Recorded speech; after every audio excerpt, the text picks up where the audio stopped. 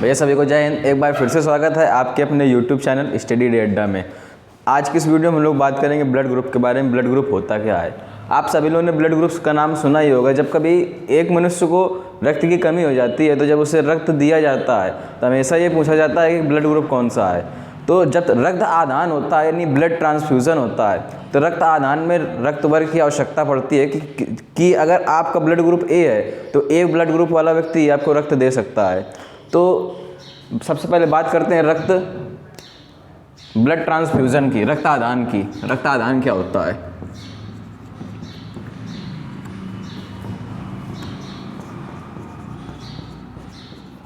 Blood transfusion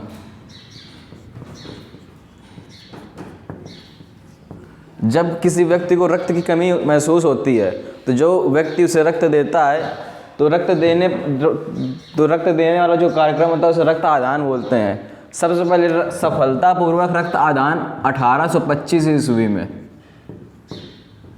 1825 ईस्वी में James ब्लंडन ने किया था। 1825 ईस्वी में सफलतापूर्वक रक्त आदान सर्वप्रथम जेम्स ब्लंडन ने किया था। जेम्स ब्लंडन ने ही सर्वप्रथम 1825 ईस्वी में रक्त आदान को सफलतापूर्वक बनाने का काम किया था। अब पुराने समय पे जब व्यक्ति रक्त आदान किया करता था तो ऐसा बहुत कम होता था कि व्यक्ति की मृत्यु ना हो। हमेशा व्यक्ति की मृत्यु हो जाया करती थी। मृत्यु का कारण यही था कि समान ब्लड ग्रुप न होने के कारण जब एक व्यक्ति दूसरे व्यक्ति को रक्त दे देता था तो जब समान ब्लड ग्रुप नहीं होंगे तो समान एंटीबॉडी और एंटीजन नहीं मिल पाएंगे तो व्यक्ति की मृत्यु हो जाया करती थी। तो 1825 में जब पहली बार रक्त आदान हुआ तो उस व्यक्ति की मृत्यु नहीं हुई। तो ये हुआ कि चलिए एक व्यक्ति को जब रक्त की कमी महसूस हो तो दूसरी व्यक्ति जब उस व्यक्ति को रक्त देगा तो उस क्रिया को रक्त आदान बोलते थे। और 1825 ईस्वी में जेम्स ब्लंडन ने इसे सर्वप्रथम किया था। जब धीरे धीरे व्यक्ति की मृत्यु होने लगी तो लगभग 1900 ईस्वी में दो वैज्ञानिक है, Karl land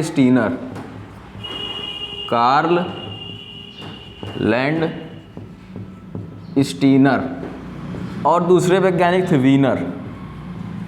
Karl land Steiner और वीनर जब 1900 ईस्वी में आए तो इन्होंने रक्त वर्ग की सर्वप्रथम खोज की कि रक्त वर्ग होते कौन कौन से हैं, ब्लड ग्रुप होते कौन कौन से हैं। अब खोज करी 1900 ईस्वी में और बताया कि रक्त वर्ग होते कौन कौन हैं। धीरे धीरे कई समय बाद लगभग खोज के 30 वर्ष बाद 1930 ईस्वी में इन्हें इसी खोज के लिए नोबेल पुरस्कार मिला। 1930 ईस्वी में नोबेल पुरस्कार मिला, नोबेल अवार्ड मिला इसी खोज के लिए, ब्लड ग्रुप की खोज के लिए। 1900 ईस्वी में ब्लड ग्रुप की खोज करी कार्ल लैंड स्टीनर ने और वीनर ने और 1930 ईस्वी में इन्हें नोबेल पुरस्कार से पुरस्कृत किया गया।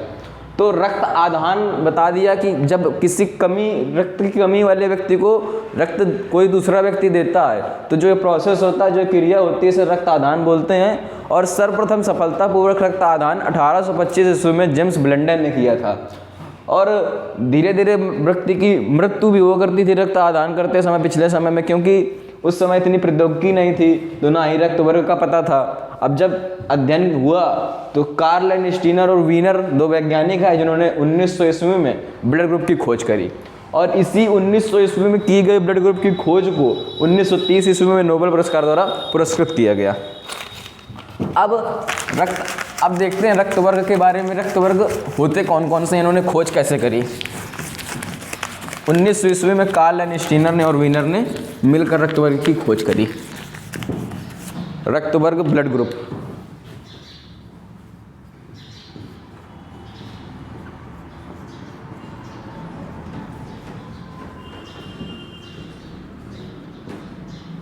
इतना तो पता ही होगा आपको कि ब्लड के दो पार्ट होते हैं।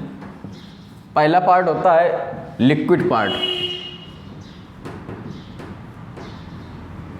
और एक दूसरा पार्ट होता है जिसे पार्टिकल पार्ट बोलते हैं। ये हार्ड पार्ट होता है ब्लड का। लिक्विड पार्ट में जो आपका इंपॉर्टेंट होता है वो प्लाज्मा होता है और ब्लड ग्रुप में जो हार्ड पार्ट का जो इंपॉर्टेंट पार्ट होता है वो आरबीसी होता है।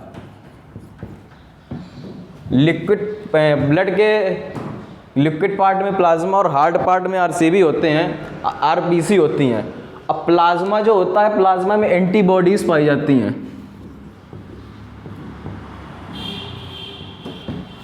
और जो आरबीसी होती है उसमें एंटीजन पाए जाते हैं। दो एंटीबॉडी होती हैं, एक ए और एक बी, और दो एंटीजन होते हैं, एक कैपिटल और इसको कैपिटल, एंटीजन को कैपिटल और कैपिटल बी से दिखाया जाता है और एंटीबॉडीज को स्मॉल ए और स्मॉल बी से दिखाया जाता है। एंटीजन ये जो दो होते हैं यही आपके मुख्य रक्त वर्ग होते हैं, मेन ब्लड ग्रुप होते हैं। एंटीजन ए और antigen B main blood group होते हैं, और ये एंटीबॉडीज और एंटीजन मिलकर ही ब्लड ग्रुप का निर्माण करते हैं। तो जो बेसिक मतलब जो इम्पोर्टेंट और मेन ब्लड ग्रुप होते हैं वो दो ही होते हैं, एंटीजन ए और एंटीजन बी। इन्हीं दो से मिलकर ए बी और ओ ब्लड ग्रुप बना। अब ये दो ब्लड ग्रुप की खोज करी थी कार्ल एंड स्टीनर ने, ए और बी की। फिर कुछ वर्ष पश्चात 1902 ईस्वी में 1902 ईस्वी में दो वैज्ञानिक आए। एक का नाम था डॉक्टर कैस्टिलो, दो वैज्ञानिक थे, एक का नाम था डॉक्टर कैस्टिलो, एक का नाम था स्ट्रूइल, STURIL, स्ट्रूइल। दो वैज्ञानिक आए 1902 ईस्वी में, एक का नाम डॉक्टर कैस्टिलो, एक का नाम स्ट्रूइल। इन दोनों वैज्ञानिकों ने मिलकर ये बताया कि कुछ मनुष्यों के शरीर में दो प्रकार के एंटीजन पाए जाते हैं, ए भी पाया जाता है और बी भी पाया जाता है। तो अब इनका रक्त वर्ग कौन सा होगा? जब ए व बी दोनों साथ में पाए जा रहे हैं तो इनका रक्त वर्ग हो जाएगा ए और बी। तो 1902 ईस्वी में रक्त वर्ग ए बी की खोज हुई। इससे पहले कार्ल एंड स्टीनर ने केवल ए बी के बारे में बताया था और ओ के बारे में भी धीरे धीरे उन्हें अध्ययन के पश्चात बताया था। तो मुख्यतः आपके चार वर्ग, दो मुख्य आपके दो रक्त वर्ग हैं ए और बी, और ए और बी से मिलकर ए बी बना और ओ की खोज भी हुई। अब चार रक्त वर्ग हैं आपके पास, ए बी ओ और ए बी। अब अगर बात करी जाए रक्त वर्ग में भिन्नता की, रक्त वर्ग में भिन्नता कैसे आती है?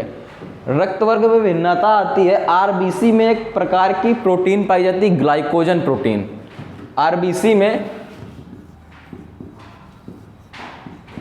में ग्लाइकोजन प्रोटीन पाई जाती है। यही ग्लाइकोजन प्रोटीन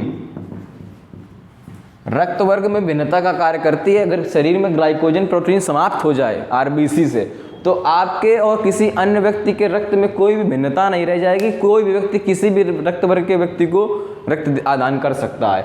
इसी ग्लाइकोजन प्रोटीन के कारण रक्त वर्ग में भिन्नता आती है। और ये जो दो आपके एंटीबॉडीज़ होते हैं ए और बी, ये सिर्फ दो ही होते हैं, लेकिन एंटीजन आपके ए और बी होते हैं और इन्हीं से मिलकर ए बी बनता है। तो इन दोनों एंटीबॉडीज़ को नेचुरल एंटीबॉडीज़ बोलते हैं। नेचुरल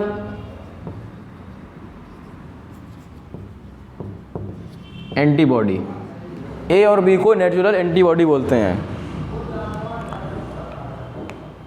ये कुछ रक्त वर्ग के बारे में बताया, बेसिक सी चीज़ें, कि सबसे पहले रक्त आदान के बारे में बताया कि रक्त आदान का सफलतापूर्वक पहला प्रयोग 1825 ईस्वी में जेम्स ब्लेंडन ने किया और धीरे धीरे लोगों की रक्त आदान से मृत्यु हुआ करती थी। मृत्यु को पता करते हुए रक्त वर्ग की खोज हुई 1900 ईस्वी में। कार्ल एंड स्टीनर और वीनर ने मिलकर रक्त वर्ग की खोज करी 1900 ईस्वी में। 1900 ईस्वी में खोज करने के बाद इन्हें 1930 ईस्वी में नोबेल पुरस्कार से सम्मानित किया गया। और 1900 ईस्वी में खोज हुई और वो भी दो रक्त वर्गों की, ए और बी की। फिर धीरे धीरे 1902 ईस्वी में दो वैज्ञानिक हैं, डॉक्टर कैस्टिलो और स्ट्रूइल, जिन्होंने ए और बी के बारे में बताया। इन्होंने बताया कि ए और बी जिस व्यक्ति के शरीर में एक साथ पाए जाते हैं तो नया रक्त वर्ग हो जाता है ए बी ब्लड ग्रुप। अब इन्होंने रक्त वर्ग के बारे में बताया तो रक्त वर्ग को थोड़ा डिटेल से देख लेते हैं। एक छोटा सा अमेजिंग फैक्ट बता देते हैं कि जब ब्लड को स्टोर करके रखा जाता है, अब ब्लड ग्रुप जब आप जैसे मान लीजिए ब्लड बैंक जाते हैं आप ब्लड बैंक ब्लड को लेने, तो ब्लड बैंक में जिस टेम्परेचर पर ब्लड को रखा जाता है वो टेम्परेचर होता है 4 डिग्री सेल्सियस। 4 डिग्री सेल्सियस के टेम्परेचर पर ही किसी व्यक्ति के रक्त को स्टोर करके रखा जाता है। 4 डिग्री टेम्परेचर वो टेम्परेचर होता है जिसमें व्यक्ति के रक्त को स्टोर किया जाता है। ये प्रकार का अमेजिंग फैक्ट भी है आपका कि 4 डिग्री सेल्सियस पर रक्त को स्टोर किया जाता है। आप थोड़ा सा देख लेते हैं रक्त वर्ग का डिटेल से। रक्त वर्ग में कौन कौन से एंटीजन पाए जाते हैं, किस रक्त वर्ग में कौन से एंटीबॉडीज़ पाई जाती हैं, कौन सा व्यक्ति किस रक्त वर्ग के व्यक्ति को रक्त दे सकता है और किस व्यक्ति किस रक्त वर्ग के व्यक्ति से रक्त ले सकता है। इसको एक छोटी सी टेबल के माध्यम से समझते हैं कि किस में कौन सा एंटीबॉडी किस में कौन सा एंटीजन पाया जाता है। चलिए देखते हैं। सबसे पहले ब्लड ग्रुप, रक्त वर्ग। दूसरा आपका पॉइंट आता है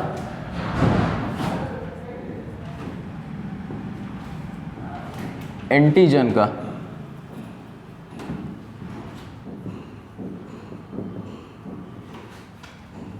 एंटीबॉडी का।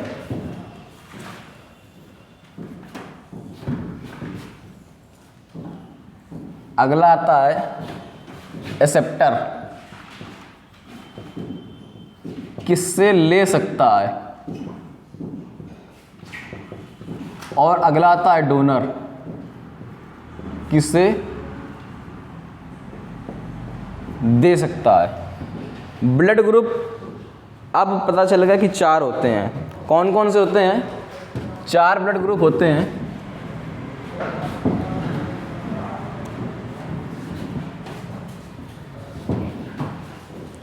सबसे पहला ब्लड ग्रुप होता है ए, बी, ए बी और ओ। ए बी ए बी और ओ।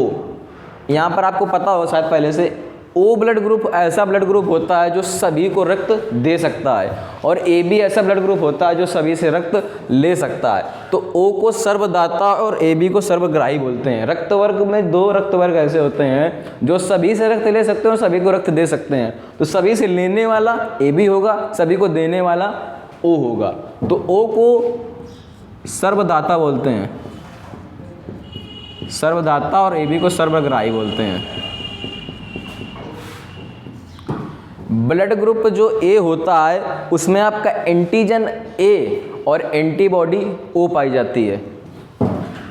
इसका जो एंटीजन होता है वो ए होता है और जो एंटीबॉडी होती है वो बी पाई जाती है। अब ले किसे सकता है? ए वाला सिर्फ ए से ले सकता है और देने वाला कौन होता है? ओ, जो सभी को दे देता है। तो ओ भी दे सकता है और ए भी दे सकता है, ले सकता है, सॉरी, ए से और ओ से ले सकता है। ओ सर्वदाता है तो आंख बंद करके सभी में ओ को लिख दीजिए, क्योंकि ओ सभी को दे सकता है ना, ओ सभी को दे सकता है। और ए बी सर्वग्राही है, सभी से ले सकता है, तो सभी में ए बी को पहले से ही लिख दीजिए। A B, A B, A B सभी को दे सकता है, सभी से सॉरी ले सकता है, और ओ सभी को दे सकता है, रक्त वर्ग। अब बी में कौन कौन से एंटीजन पाए जाते हैं? तो बी में एंटीजन बी और एंटीबॉडी ए पाया जाता है, और बी वाला बी से ले सकता है और बी को दे सकता है। उसी तरह से, सॉरी यहाँ पर ए नहीं लिखा, ए वाला ए से कोई भी दे सकता है। अब अगली बात करते हैं एंटीजन। ए बी में कौन सा एंटीजन पाया जाता है? तो ए बी में आपका एंटीजन ए और बी दोनों पाए जाते हैं और एंटीबॉडी नहीं पाई जाती। बी में, ओ में कोई सा भी एंटीजन नहीं पाया जाता और एंटीबॉडी ए भी पाई जाती है और बी भी पाया जाता है। अब ये ले किससे किसे सकता है?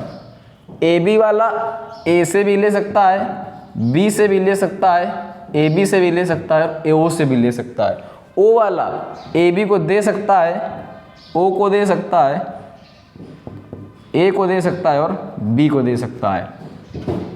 एंटीजन कौन कौन से पाए जाते हैं? एंटीबॉडीज़ कौन कौन सी पाई जाती हैं? डोनर कौन है और एक्सेप्टर कौन है? ये सारा कुछ हो गया। और अगले वीडियो में देखते हैं ब्लड ग्रुप ए बी का स्ट्रक्चर कैसा होता है, ए का कैसा होता है, बी का कैसा होता है, और कौन व्यक्ति किस व्यक्ति को रक्त दे सकता है, यानी ब्लड ग्रुप कैसे फाइंड करेंगे ये भी जानेंगे। तो इस वीडियो में इतना ही, मिलते हैं अगले वीडियो में, तब तक सभी को जय हिंद। और अगर आपको वीडियो पसंद आए या फिर वीडियो में आप नए हो तो चैनल को सब्सक्राइब कर दीजिएगा, और वीडियो पसंद आए तो उसको लाइक कर दीजिएगा, दोस्तों को भी शेयर जरूर कर दीजिएगा। सभी को जय हिंद।